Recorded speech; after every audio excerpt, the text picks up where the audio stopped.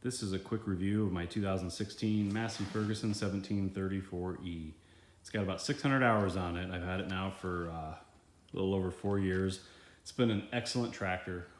It's been super reliable, and I'm going to go ahead and get into a couple of different things I've done with the tractor, some of the reasons I bought the tractor and chose it over other brands. I'll talk about the loader a little bit and then some of the attachments. So just to give you guys an idea, I purchased this tractor in 2016 with the sole intent of clearing off about 11 acres of overgrown, underutilized pasture. It was a farmland for a long time. I'll just give you a quick tour of that. You can get an idea of what it looked like before.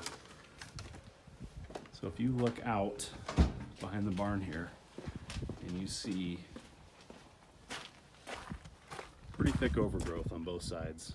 So this is what the entire property looked like when we purchased it back in 2014. So the entire property covered in these Bradford pear trees. There's a mix of maple and some other trees in here too, but for the most part, these nasty Bradford pears, which I've been doing a pretty good job of getting rid of because there's just hundreds of them still out here. But anyways, I use the tractor along with some other equipment to clear it out and create a nice yard. And you can see up to the front and the side here.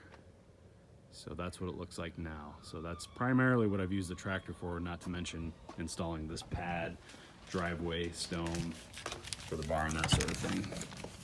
So I've used this tractor to do everything from the gravel driveway, the barn pad, down to pulling a 2-bottom plow to turn over some of that old pasture before we tilled it and disked it and turned it into part of our yard. And I know there's other equipment probably more suited to that, but to be honest with you, this tractor did a nice job at it. So just kind of moving into why did I choose the 1734E versus a John Deere 3 Series economy tractor, an LS, a Kubota, those models. There are a lot of reasons, but mainly the reason I chose this is because I felt that the dealership I purchased it from offered the most support, or would offer the most support. They were not too far away. They were very friendly, very easy to work with. They knew a lot about the equipment, and I felt very comfortable. The John Deere dealerships I went to, I had a tough time even getting somebody to talk to me to look at their economy series tractors. But I spent a lot of time on the message boards. I chose this tractor mainly because it seemed like I would never run out of horsepower. I would run out of weight. This tractor was a little heavier than some of the other models of its same size. And I felt that the fit and finish, the welds, the basic options that were given even in an economy series tractor were a little bit better in comparison to, let's say, the John Deere 3 Series economy tractor. And you know, I just felt that this was a better tractor for me. We're in John Deere land here in Northeast Indiana, but at the same time, I felt that this tractor offered more. Also, it was less money. It really was. It was a few $1,000s less, and I felt that for what I got on this tractor for less money, it was an overall just better tractor.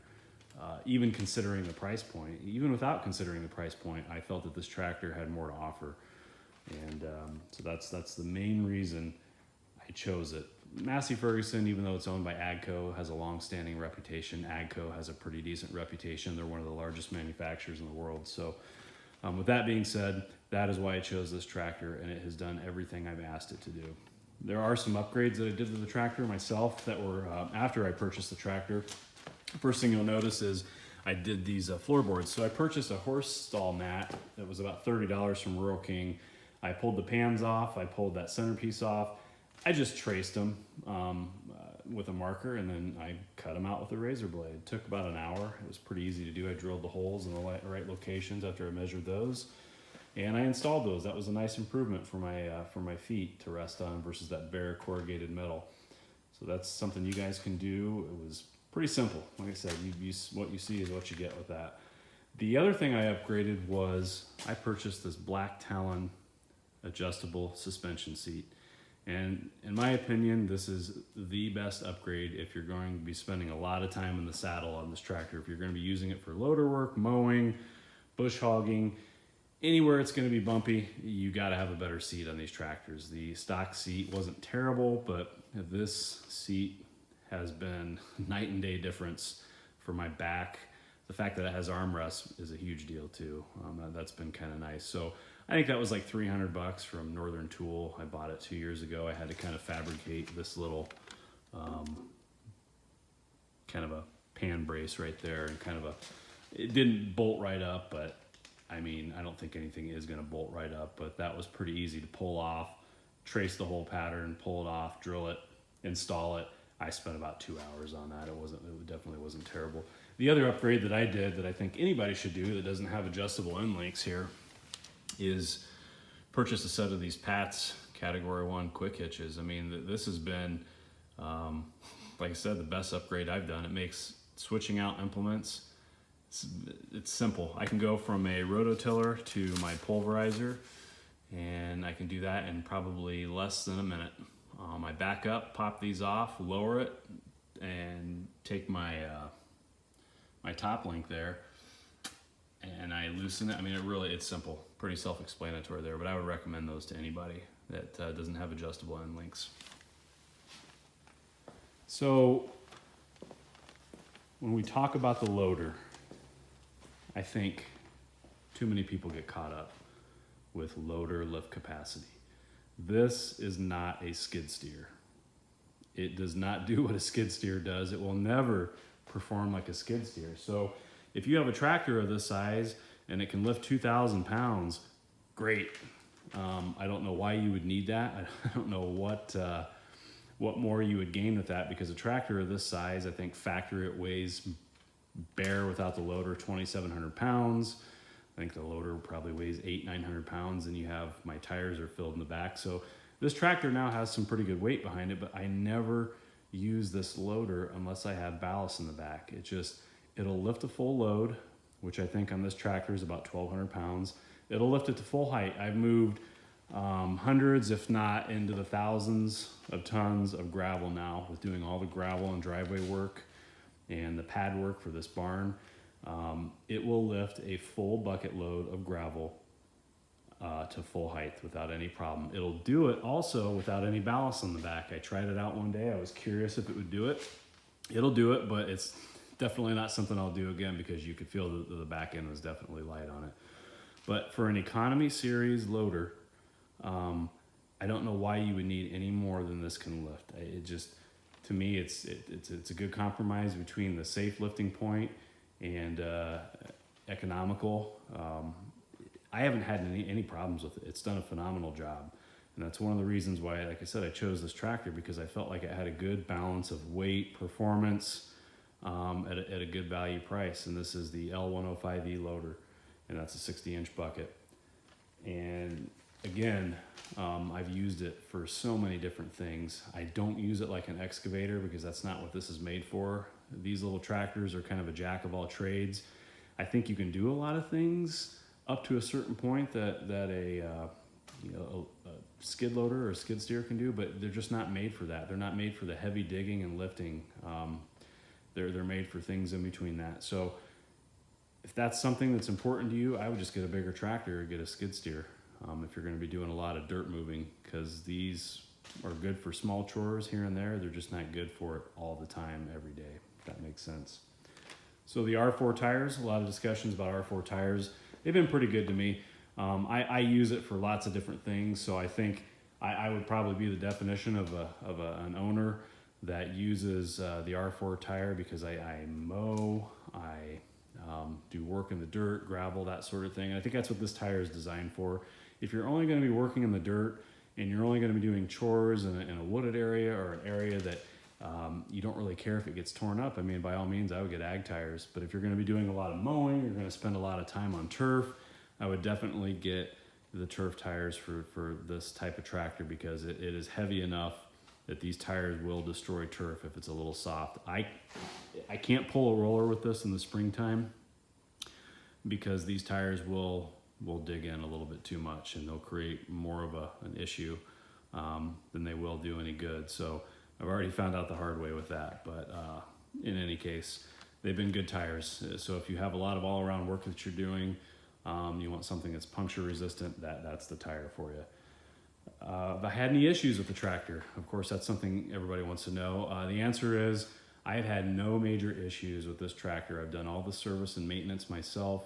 I followed the manual for service intervals. I changed the complete hydro system, the oil, the filter, the suction screen, all those things per the manual at the recommended hours. I changed the oil, the engine oil on this tractor about every, I think the recommendation is 50 hours, so that's what I've been doing. I'd have to look at it and see. But I've had no issues with this tractor from the machine itself. The only problem I've had, and I think this is a design issue, this loader curl cylinder right here, this hose, it's on its third hose now, but I believe I've solved the problem, okay? And the problem is, you can look right down here on the front of the loader, there's a little bit of grease and oil, but you can see it's worn through the paint right there, because basically this loader hose, the original routing is underneath the other hose, and I don't know if maybe it was done wrong from the factory, but it basically wore through 2 hoses, and I thought, well, this third hose, I'm going to make it a little bit longer, and I'm going to put some of the protective jacketing on there and run it over the top of the cylinder. So I did that, I hooked it up, and it doesn't seem to be rubbing anywhere any longer. It rests on top of that cylinder, it never really stretches or pulls, so I don't think I'm going to see any wear issues on the cylinder portion. So we'll try it out. If I need to make another hose, they're only about $30 to have made. It wasn't a big deal. It's just kind of inconvenient when you're in the middle of moving gravel around and your hose breaks and you get hit in the face with warm oil. It's no fun anyways. So any other issues?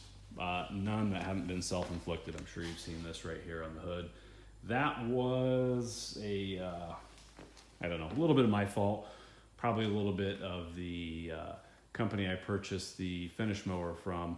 I had a finish mower we purchased. It showed up. We brought it in on a flatbed trailer. The crate, it lifted just fine with the forklift where we purchased it from. When we got it back to the house, I used the same lifting straps in the same location.